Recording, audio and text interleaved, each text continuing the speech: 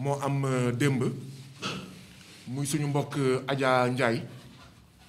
mi nga xam ne démb bi nga xam ne demoon nañ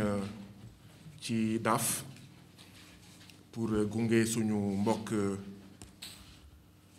DJ Malick bi nga xam ne ñu ngi ko doon waaganteeloo ay yoon ki yoon ndax benn photo bu mu publier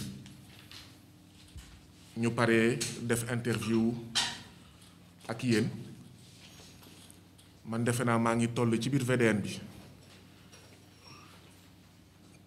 bi romb naa VDN bi sax bi ma Adja woowee di ma laaj ndax amul ñenn ci ñun ñi am image de son agression ma ne attends ban agression nous on a fait notre interview pare nañ sur dire donc c'est après qu'on a su ce qui s'est passé donc comme yàlla def na yéen a ngi fii c'est pas l'objet de la conférence de presse mais ñun ak yéen ñoo ànd ñun ak yéen ñoo bokk donc on vous exprime suñu naqar ak suñu mettit ci Adja Ndiaye bi nga xam ne day def caméra nekk ci Dakaractu bi nga xam ne démb juróom-benn policiers ils se sont défoulés sur elle comme pas possible démb rek ndeysaan maa ngi wax Adja xaw ma kan laa ko doon wax ne régulièrement ci conférence de presse yi yenn saa yi sax ma joxe exemple ci journalistes yi naan bu ngeen moytuwulee c'est vous les prochains waaw que ce soit sur la question des violences policières que ce soit sur les violences faites aux travailleurs dans leur entreprise régulièrement ici dans les conférences de presse dama ne c'est vrai que vous êtes des journalistes c'est vrai que vous êtes des organes de presse mais li ñuy xeex ça vous interpelle c'est-à-dire que les journalistes doivent être ici doublement d'abord pour faire leur boulot mais ensuite parce que ce qu'on fait aux travailleurs qui sont ici on peut vous le faire un jour la preuve par Africa 7 ce qu'on nous fait nous régulièrement subir à travers les violences policières amuleen téere boo xam ne dafa tul violence policière donc régulièrement vous êtes gazés vous êtes matraqués et ñu ngi ñaawlu ba fu ñaawlu yam ce qui s'est passé hier moo tax ñuy faral di wax naan tant qu'on n'exigera pas la justice et la vérité sur la mort de Pape Sarr assassiné dans le commissariat de Thiaroye tant qu'on n'aura pas vérité et justice sur la mort de Elimane Touré mort dans le commissariat du port tant qu'on n'aura pas vérité et justice sur la mort de Seck Ndiaye bastonné par 5 policiers jusqu'à la mort tant qu'on n'aura pas vérité et justice sur la mort de Abdoulaye Timéra renversé sur les allées du Centenaire par une voiture de police les vidéos existent elles sont là elles sont sur les réseaux sociaux tant qu'on n'aura pas vérité et justice sur ces cas-là chacun d'entre nous aura son tour chez le coiffeur et malheureusement ce coiffeur-là c'est pas quelqu'un qui vous coupe les cheveux ce coiffeur-là c'est quelqu'un qui vous lance des grenades lacrymogènes qui vous bastonne derrière les caméras derrière les voitures comme ça s'est passé hier parce que dañoo xaar ba nekk ci ginnaaw oto bi et c'est lâche il y a des amul yaakaar effectivement des policiers des gendarmes des militaires qui font extrêmement bien leur boulot qui sont notre fierté mais il y a aussi des salauds et des pourris d'accord des bandits des voyous déguisés en policiers déguisés en gendarmes et qui n'ont leur place ni dans la police ni dans l'armée ni dans la gendarmerie ni dans les eaux et forêts ni dans les douaniers qui agressent et violentent les populations en attendant que les caméras j'espère que vous êtes prêts soient prêts je voulais introduire par ça pour vous exprimer notre solidarité pour vous exprimer notre soutien face à ce qui s'est passé hier mais aussi dire traiter le cas de Adja ce n'est pas bon de le traiter à part c'est vrai qu'elle est journaliste et que toute la profession doit se mobiliser pour elle mais les violences policières ne connaissent ni journaliste ni même ancien militaire je connais quelqu'un boo xam ne c'est un ancien homme de tenue qui a été violenté ni ouvrier ni paysan ni mag ni ndaw c'est vrai que la profession doit se lever comme un seul homme mais la profession doit comprendre que c'est parce qu'il y a eu d'autres violences auxquelles nous n'avons pas suffisamment répondu en bloc en tant que peuple sénégalais que ça va s'abattre sur chaque profession donc il faut bâtir les jonctions. Il ne faut pas que les journalistes traitent cette question comme si c'est une question de journalistes. C'est vrai, il faut se mobiliser, mais il faut faire jonction avec les autres victimes, avec les autres qui ont l'habitude de se battre contre les... C'est quelqu'un qui vous lance des grenades lacrymogènes, qui vous bastonne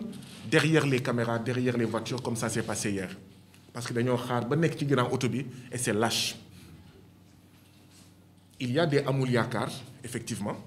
des policiers, des gendarmes, des militaires qui font extrêmement bien leur boulot, qui sont notre fierté. Mais il y a aussi des salauds et des pourris.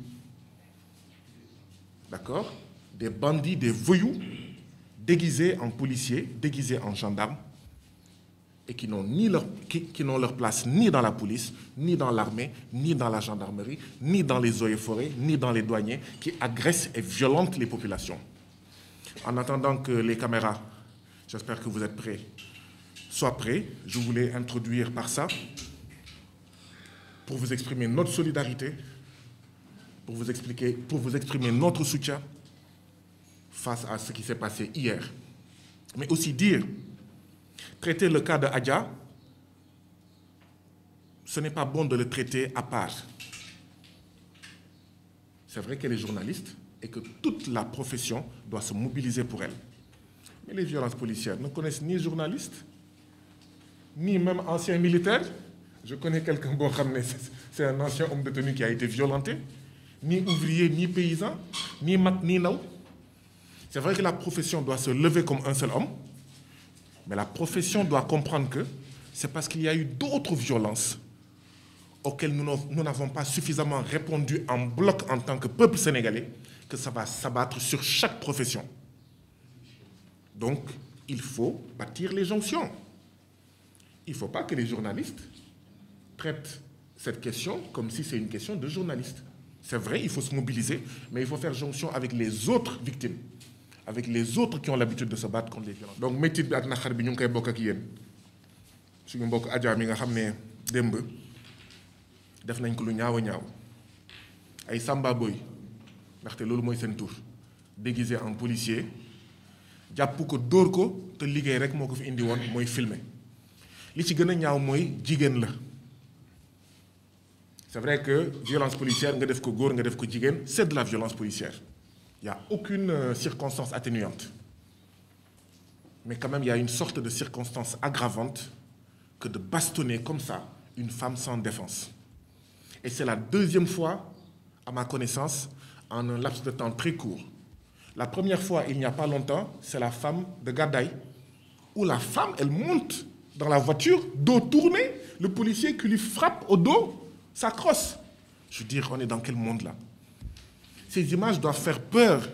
au ministre de l'Intérieur, Aly Ngouille Ndiaye. Ces images doivent faire peur au président de la République. Parce que quand on en vient à bastonner une femme sans défense, qui tourne même le dos aux policiers, c'est que là, c'est foutu là. Et je disais hier, ça fait des mois, pour ne pas dire des années, que je cherche à avoir les cours avec lesquels on enseigne aux policiers. Parce que dans les jang, amondo bac, dem université, wadi def concours police, 2 ans, 3 ans après, mou meni benen nit, le gars est tabac, ci formation.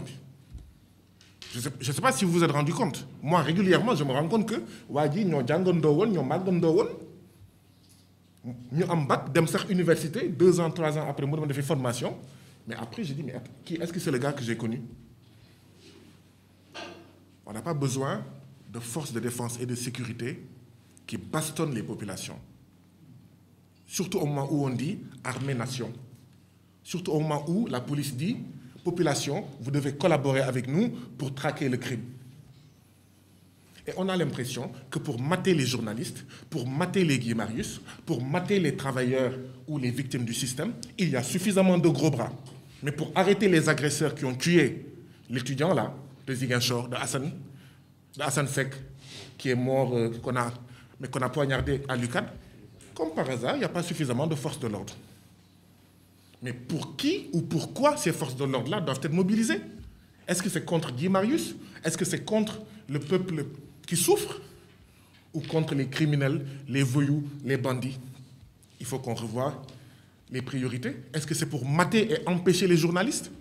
Et puis si la police n'a rien à craindre, chaque fois que ça se passe, ils disent supprimer. Hier, ils ont confisqué tous les téléphones et toutes les caméras jusqu'à être sûrs que tout a été supprimé.